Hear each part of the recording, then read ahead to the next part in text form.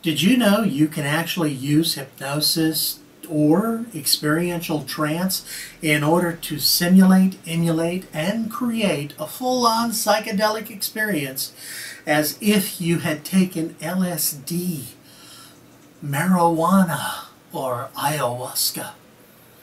Well, yes, you can. Stick around. I'll tell you more.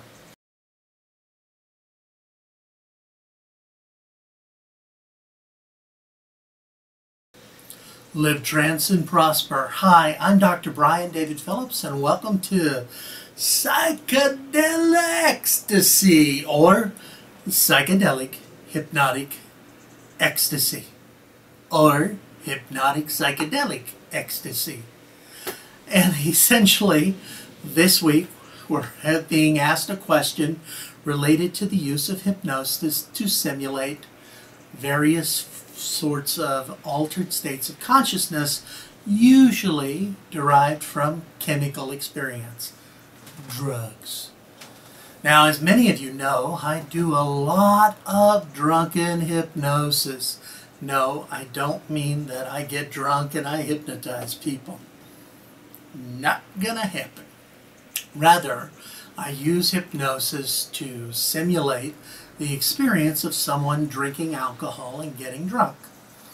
Now, this week we have a question that's related to this sort of work. See, alcohol's a drug, and it affects how you think. Well, hypnosis is a mentally focused state that allows you to achieve the same sort of altered states of consciousness, and it works really, really well. This week's question, though, isn't about hypno-drunk or hypnotic drunkenness. Rather, it's about things like DMT, ayahuasca, or the like. So let's see what he asks. Hello, Dr. Phillips. I'm aware that you work with hypnosis techniques like mind ecstasy to emulate some of the effects of recreational drugs without having to consume them. Personally, at the present moment, I just demonstrate that stuff by emulating alcohol effects. But I'm writing to know if you could give me your opinion about the possibility to use those procedures with ayahuasca or DMT. Are you familiar with that? Did you ever try it? If you find the question too personal, I understand if you don't want to answer it. I never consumed any kind of recreational drugs, but I've gone to some ayahuasca ceremonies for non-recreational effects and have been learning some more about the subject. My question is more about the possibility to really get the body to produce DMT substances using hypnosis in large amounts to have real experiences, not just placebo hallucinations, as if the person has actually taken the stuff. All the best, Ricardo. Well, Ricardo, it's a really long and very detailed question. Let me first answer a couple components from it. Yes, short answer, yes, you can do these things. Less short answer, yes, but. And now let's get into the rest of that. I use typically trance work to simulate drunken experiences. That's my big thing for shows, and I have used it recreationally as well as for therapeutic interventions. If you're not sure what that means in terms of therapy and hypno-drunkenness, take one of my courses or check out my web pages, and there's a lot of material on that particular thing. However, in terms of your question specifically, no, I've never taken ayahuasca. I do know folks who are shamanic practitioners who do indeed lead ceremonies for ayahuasca for very positive, beneficial effect. However, I've never had a personal call to set up a process specifically to simulate ayahuasca exposure with hypnosis. Although I have done so for other types of drugs. For instance, ecstasy, as well as LSD and marijuana. Quite a bit with marijuana for recreational purposes, as well as because I live in Taiwan, where marijuana is a Schedule II drug.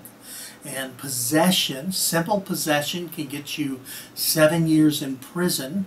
Selling the stuff can get you the death penalty.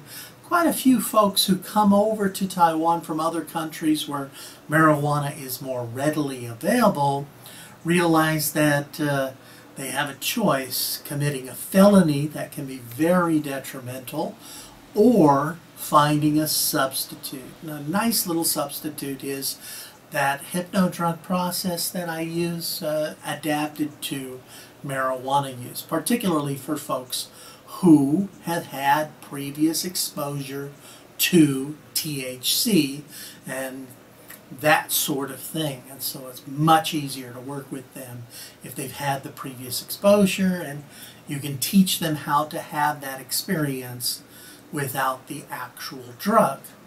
Now, as to ayahuasca, you're not asking about a recreational use. You're asking more about a therapeutic or a spiritual use. Many folks who use ayahuasca brews are going through a process for a vision quest or a shamanic experience. So, how does one approach that? Well, years ago, many years ago, I was devouring everything I could get my hands on by Timothy Leary. I've got all of his books. I read all of his books. I have listened to many interviews, as well as watched many of his lectures regarding LSD and psychedelic substances. And one key text, if you're interested in Leary's work, is, of course, the Psychedelic Experience, which I went through very minutely, studied it and outlined it, searching for a process. Now, here's the thing about the Psychedelic Experience by Timothy Leary. It's not really about all psychedelic experiences. There are much better books today, and I've read many of those as well. But rather, it is a discussion of the psychedelic experience in terms of the Tibetan Book of the Dead. And Leary goes through the various processes. And I wanted a trance experience, trance process rather, a method that could emulate that process without the chemical exposure. And I went through that. And so if you want a therapeutic or a vision quest experience for hypnosis and emulating the ayahuasca experience, you don't want to just say, okay, you're hypnotized. Now you had a big old drink of ayahuasca. Go to it. You need to gain hypnotic compliance, that is, to hypnotize someone. Make sure you've gone through the suggestibility routes and you've got experiential hypnosis so that they're genuinely hypnotized. And then you give suggestions that emulate the sort of experience you want them to have with that drug, with that brew, so to speak. You don't just leave it open. I strongly suggest that you use what I call positive writer suggestions. And these are words or phrases that guide the person to a positive experience rather than leaving it open. For instance, if you're going to do LSD, there's a possibility of good trips and bad trips. And using positive writer suggestions minimizes the possibility of bad trips. Obviously, for any of this work, you need an experienced trance guide who understands the process, procedures, as well as the effects of the actual chemical substances. Don't just leave folks to flounder on their own. You really want to be there and offer support and guidance. You don't have to do a lot, but you do stand back and let it happen and intervene if it starts getting edgy so that they have a positive experience. A phrase that I like to use, or something similar, is something along the lines of, your unconscious drives you toward an experience that is positive for you with beneficial and safe learnings and the like. That guides the person to a positive experience. I strongly suggest that you guide toward positive learnings, positive therapeutic experiences, rather than trying to avoid negative ones. You don't need to say things like, don't have a bad trip. Whatever you do, allow yourself to not have a bad trip. The monkeys are not flying in your brain, and no one's slinging poop or stomping on your left pinky toe. Don't bother thinking about that. Don't have that bad trip. Just have that good trip. No, don't focus on negatives at all. Guide them into a positive experiential system that allows them to have a learning experience that's good for them. Sometimes the unconscious is going to have a little darkness there that it interprets as a positive experience. That's why you have a guide who is there to help them. That's really important stuff as far as I'm concerned. So another aspect of the question you ask, is it possible for someone to actually manufacture DMT in their brain? I don't know. I don't know of any studies that have looked for DMT residuals or ayahuasca brews and the like.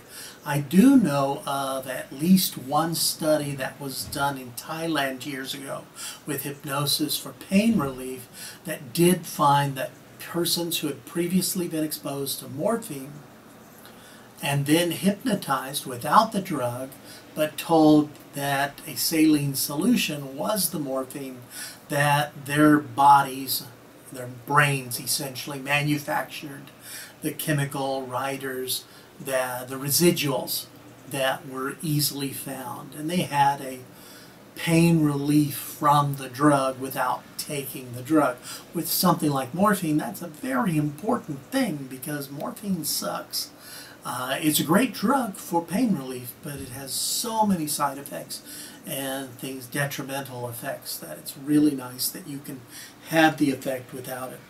I don't know of any studies on DMT in that regard, but there are other studies that show that the brain is a wonderful thing, and our brains are predisposed to manufacture DMT, and we have cannabinoid receptors. It's as if our DNA is actually built to work better with THC and the like. So I don't know, but I wouldn't be surprised. But really, if the person has had previous experience to ayahuasca or LSD or ecstasy or alcohol or marijuana, it's not a difficult thing to guide them in hypnosis to recreate the experience. Whether they have the actual physical chemicals going on, that's not really the point. It's whether or not they psychically feel as if they're having that experience. Now, if they've never taken the drug, that's where you really need to research.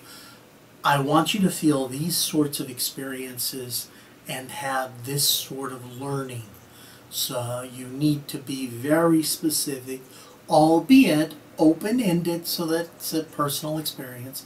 Their trip is their own trip and not your progression that you are pushing on them. But that's a whole nother matter. So, essentially, yes. Hypnotic ayahuasca? Why not? Hypnotic DMT? Why not? Hypnotic ecstasy? Why not? I love ecstatic states. I love psychedelic states, and I absolutely love working with folks and guiding them into those experiences, both in terms of therapeutic as well as recreational use, as well as a spiritual process. And I do the spiritual work myself, and I encourage others to have their own ecstatic spiritual experiences for whatever purposes. Now, if you're really interested in ecstatic states, you might join us September 5 and 6, 2015 in Sydney, Australia for the Sensual Mind Ecstatic, which is a 2-day workshop that focuses predominantly on ecstatic states for sensual responses.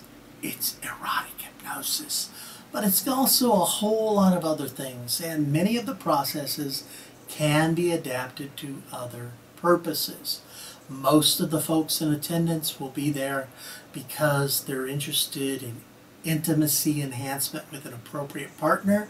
Others will be there for recreational purposes, and quite a few will be there for professional development. We've got some therapists who use these processes. But you can learn to adapt so much of the mind ecstatic to so many purposes. Sydney will be adapting to erotic purposes, but that doesn't mean you can't use it for other reasons and approaches.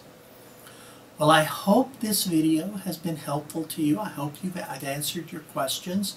And if you have more questions, just be sure to comment in the comments of the video and ask us questions. Maybe I'll make a video answering your questions. Make sure, absolutely make sure you click that subscribe button. Subscribe, subscribe, subscribe. So just click it once. Subscribe so that you get notices when we have new videos. Every week we have a brand spanking new video for you. We have several different programs that we periodically add to. Rants, I rant sometimes, news from the community, questions and answers, techniques, things like that, as well as once in a while we'll do a little trance time. Instead of talking about ecstatic trance, I guide you through a trance experience. Once a month we have a webinar. A webinar means it's an extended discussion where you can ask questions while I'm talking and get some interaction on various topics. It's usually a longer discussion than our shorter YouTube videos, so check that out.